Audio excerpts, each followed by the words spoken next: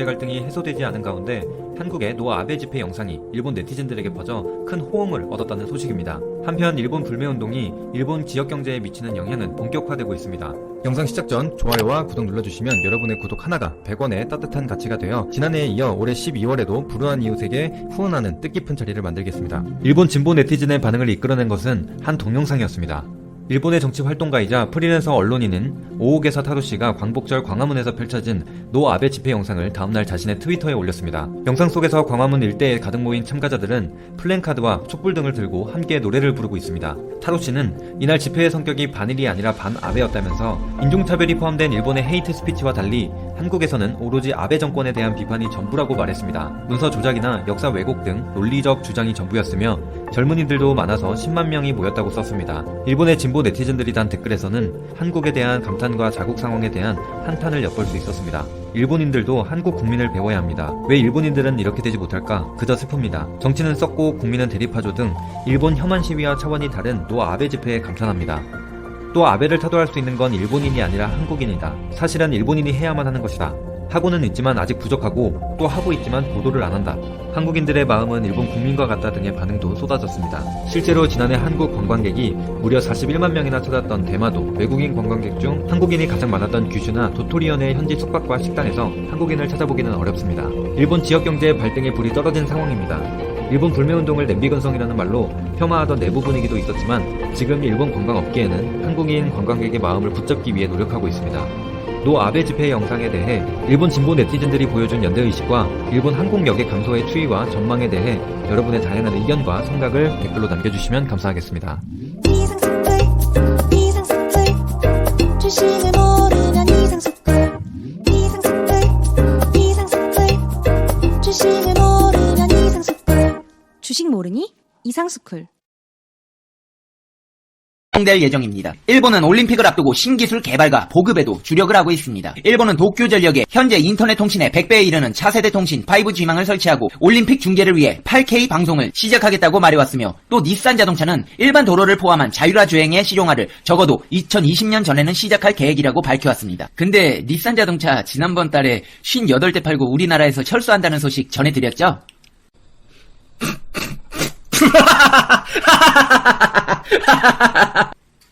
한편 도쿄올림픽 개최에 따른 파급 효과는 오는 2030년까지 32조엔 321조 6천억 원에 달할 것으로 전망했습니다. 미즈호 종합연구소는 고속 성장 중이었던 중국 베이징 올림픽을 제외하면 그리스 아테네와 호주 시드니 올림픽 유치 이후 각국의 실질 GDP 성장률이 1.3배가 됐다고 분석했습니다. 하지만 신문은 노동력 부족으로 당초 예상보다 투자 비용이 늘어날 수도 있다고 전망했습니다. 실제로 지난 5월 기준으로 올림픽 시설 건설을 위한 노동자 수는 7만 5천여 명으로 필요 인원 10만 5천 명을 밑돌았습니다. 일자리 수를 취업 희망자 수로 나눈 구인 배율은 3.53배로 도쿄올림픽 유치가 확정된 2013년 9월 2.62배 이후 꾸준한 상승 추세입니다. 이는 일자리 수가 노동 인력보다 점점 더 많아지고 있다는 분석입니다. 올림픽 개최에도 외식 등의 서비스에 충분한 인력을 확보할 수 있을지도 불투명한 상황이라고 이 신문은 지적했습니다.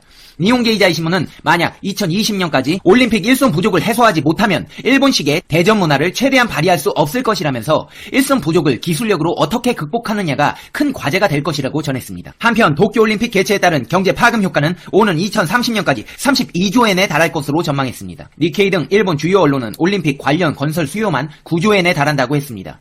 직접적으로는 주 경기장 건립에 2,650억엔, 경기 시설, 선수촌에 3,000억엔이 투입됩니다. 지하철과 철도 정비에 2조엔, 신주쿠, 긴자 등 도심 재개발에도 4조엔의 상당한 투자가 이뤄질 전망입니다. 여기에 일본 정부는 지난해 쿠마모토 지진을 계기로 도로와 철도 등 사회 인프라를 정비하는 국토 강인화 계획을 추진 중입니다. 한편 일본의 올림픽 유치에 대해서 일본의 천문학적인 부채로 인해 성공적인 개최가 어려울 것이라는 주장이 존재해왔습니다. 다만 일본의 전반적인 경제적 여력에 있어 낙관론이 우세하며 오히려 일본은 세계 3위의 경제 대국인 만큼 올림픽의 효과를 제대로 누리기에 가장 적합한 나라 중 하나임도 고려해야 한다고 했습니다. 올림픽을 개최하느라 생긴 적자로 허우적댈 정도였으면 일본은 잃어버린 10년, 아니 도호쿠 대지진 수습 못하고 망했어야 정상이라면서 사실 일본이 선정된 이유 중 하나가 유력 후보들이 경제적 문제로 줄줄이 리타이어 했기 때문입니다. 게다가 일본은 이미 엄청난 관광객을 불러들이는 관광 대국이라 올림픽 유치로 시너지를 보기 위해 유치 활동에 힘을 썼던 것입니다. 일본이 걱정하는 점은 올림픽의 성공적 개최 혹은 실패가 아니라 올림픽이 과연 기대된 경제 부흥 효과를 가져올 것인가 하는 점입니다. 지나친 경기장 건설 비용이 감당이 안 되자 도쿄도에서 처음에 계획했던 일부 경기장의 건립 계획을 재검토하기로 했습니다. 있습니다. 도쿄도는 8개 시설 가운데 수영 경기장인 아쿠아틱 센터, 카누, 조종 경기 등이 열리는 우미노모리, 수상 경기장, 배구가 열리는 아리아케 아레나 등의 건설을 재검토하는 고심을 하기도 했습니다. 이와 같은 일이 발생한 이유는 경기장의 예상 건설비가 애초 계획보다 몇 배씩 크게 증가해버렸기 때문입니다. 최종적으로 2020년 도쿄올림픽, 패럴림픽의 총 비용이 1조 6천억, 약 18조 3천억 원으로 공식 발표됐습니다. 이렇게 일본은 천문학적인 금액을 올림픽에 쏟아오며 잔치상을 준비해왔습니다. 대한민국은 이 잔치상 이거 엎어버려야 됩니다. 일본이 한국 침략할 때 저희 사정 봐주고 했습니까? 인정 사정 없이 엎어버려야 됩니다. 올림픽의 보이콧만으로는 부족합니다. 전 세계에 방사능 문제의 심각성을 알려서 대부분의 국가에서 올림픽 참가를 거부할 수 있도록 유도해야 합니다. 아베는 후쿠시마산 농수산물을 선수촌에 제공하겠다고 공공연하게 말해왔습니다. 게다가 야구, 소프트볼 종목의 보조 경기장에 있는 후쿠시마현에 있는 후쿠시마 아즈마 구장이어서 논란이 있습니다. 이게 왜 문제냐? 당연히 후쿠시마 원자력 발전소 사고 때문입니다. 다만 일본 정부의 방제 작업이 진행됨에 따라 통제 지역은 점차 줄어들고 있습니다. 일본 정부의 은폐, 기록 조작이 의심될 수도 있지만 주요 국가의 여행 유의 국가 지정 상황에서도 후쿠시마 원전 인근의 유의 지역은 줄어들고 있으며 대한민국 외교부 기준으로도 야구장에서 멀리 일본 정부 기준보다도 약간 넓은 수준의 지역이 4단계로 지정되어 있습니다. 후쿠시마 아즈마 구장의 경우에는 원전 기준 70여 킬로미터이며 또한 올림픽 축구 예선 경기가 같은 도호쿠 지역으로 방사능이 우려되는 미야키 군에서 열리는데 여기는 약 100km 정도입니다. 야구 소프트볼 종목을 상세히 보면 세부 종목 중 야구의 경우엔 첫 경기만 후쿠시마에서 열리고 나머지는 주 경기장인 요코하마 스테디움에서 열립니다. 반대로 세부 종목 소프트볼은 절반에 약간 못 미치는 경기가 후쿠시마에서 열릴 예정입니다. 축구는 전국적으로 예선 경기장이 분산되어 있긴 하지만 과거 예를 볼 때 최소 각각 남녀 1개조는 미야기군에서 대부분의 예선을 치르게 될 것으로 전망됩니다. 물론 일본 정부의 입장에서 우리는 방사능을 이렇게 많이 제거했으며 후쿠시마현도 아주 안전해졌습니다 라고 전 세계를 대상으로 광고하는 행위라고 평가할 수 있습니다. 하지만 일본이 특정 비밀보호법으로 방사능 오염에 대한 자료 공개를 한정하고 있어 여전히 전 세계적으로 의구심이 남아있습니다. 실제로는 후쿠시마 원전 사고가 난 지 10년은 지났고 공기 중으로 흩어지면서 세슘 농도는 옅어질 수 있으나 땅속으로 스며들면서 농축되며 쌓이기 때문에 문제가 될 수도 있습니다. 2018년 10월 일본 정부가 내린 후쿠시마 원전 사고 피난민 귀가 조치에 대해 국제인권이사회가 전문가들의 보고를 근거로 아직 완전하게 안전하지 않으니까 어린이와 가임기 여성은 제외해야 한다는 의견을 내놓았습니다. 이에 대해 일본 정부는 뜬 소문으로 피해를 입히지 말라며 불쾌해하는 상황이었습니다. 여기에 한술 더 떠 2020년 도쿄올림픽에서 선수촌과 만찬에 공급되는 식재료를 방사능으로 인해 현재 대한민국에서 수입을 금지한 이와테현, 미야기현, 후쿠시마현에서 일부 공급받기로 방침을 정했다고 합니다. 이는 2011년 동일본 대지진을 스포츠의 힘으로 피해 지역에 희망을 전하자라는 이유로 추진해왔다고 합니다. 그리고 일본 당국은 선수촌에서 사용될 일본산 목재를 전국에서 공모하여 사용할 방침이라고 하는데 그 중에서 방사능에 피폭되었다고 의심되는 지역에서 나오는 목재들도 다수 포함되어 있다고 합니다. 2019년에 충북 충주의 환경단체인 푸른세상 그린월드는 후쿠시마 원전 사고로 인한 방사능 오염과 올림픽 안전성에 대한 의문이란 제목의 문서를 문화체육관광부와 대한체육회에 보냈다고 합니다. 이미 야구 소프트볼 경기가 열리는 후쿠시마현 이즈마 구장 주변에는 방사능 제염토를 담은 검은 자루들이 잔뜩 쌓여 있었다는 점과 경기장 옆에는 숲이 있는데 보통 숲은 방사능 제염을 잘 안 한다는 것을 감안해서 방사능 수치가 매우 높게 나올 것이라는 점에서 가장 우려되는 부분입니다. 페페TV 시청자 여러분, 이런데도 올림픽이 안전하다고 생각하십니까?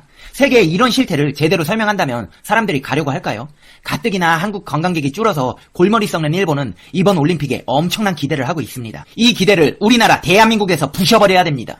우리 정부는 일본 후쿠시마 원전의 오염수 처리 문제를 일본 정부에게 물었습니다. 일본의 우려대로 바다로 흘려보낼 건지 내년 도쿄올림픽을 앞두고 아베 정권이 가장 언급하기 싫어하는, 듣기 싫어하는 부분을 콕 집어 공문으로 보낸 것입니다. 외교부가 니시가마 도모우미 일본 경제공사를 불러 후쿠시마 원전의 오염수를 어떻게 처리할지 대책을 투명하게 밝혀달라고 외교 서한을 전달했습니다. 최근 국제환경단체 그린피스가 제기한 100만 톤 해양 방류설이 맞는지, 앞으로의 처리 계획 등은 무엇인지 한국 정부와 국제사회에 공개하라는 질문 5개가 들어있었습니다. 정부는 또 이 문제를 논의한 한일 양자 협의체 구성도 제안했습니다. 후쿠시마 원전의 오염수 처리 문제는 내년 도쿄 하계올림픽을 앞둔 일본 아베 정권의 아킬레스 건으로도 불립니다. 양기호 성공회대 일본학과 교수는 수치를 조작하거나 안전도를 크게 완화했다거나 문제가 있는 대응책을 보이고 있는데 IOC라든가 다자관계에서 이 문제를 제기하게 된다면 아베 정권에 상당히 고민스러운 한방에 타격이 될 수 있는 일이라고 했습니다. 올림픽 참가국 회의에서 문제가 되었던 후쿠시마산 식자재 방사능 오염 우려와 조직위 홈페이지의 독도 표기 문제에 대해서도 논의를 이어가기로 했습니다. 평화의 장인 올림픽뿐만 아니라 장애를 넘어선 화합의 장인 패럴림픽도 우길기 논란과 방사능 안전 우려에 그 정신이 퇴색되고 있습니다.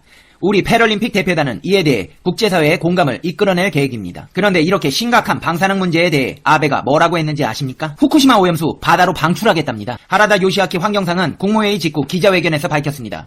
일본 정부가 후쿠시마 제1원전 오염수를 계획대로 방출하겠다는 입장을 밝혔습니다. 일본 정부는 오염수를 달리 처리할 방법이 없다면서도 방사능 오염으로 인한 피해 우려에 대해서는 구체적인 대책을 내놓지 못했습니다. 후쿠시마 제1원전 앞바다에서 방출되는 방사성 물질인 트라이뇽을 포함한 처리수에 대해 태평양 바다에 방출해 희석시키는 방법밖에 없다고 말했습니다. 와, 이것들 완전 미쳤네.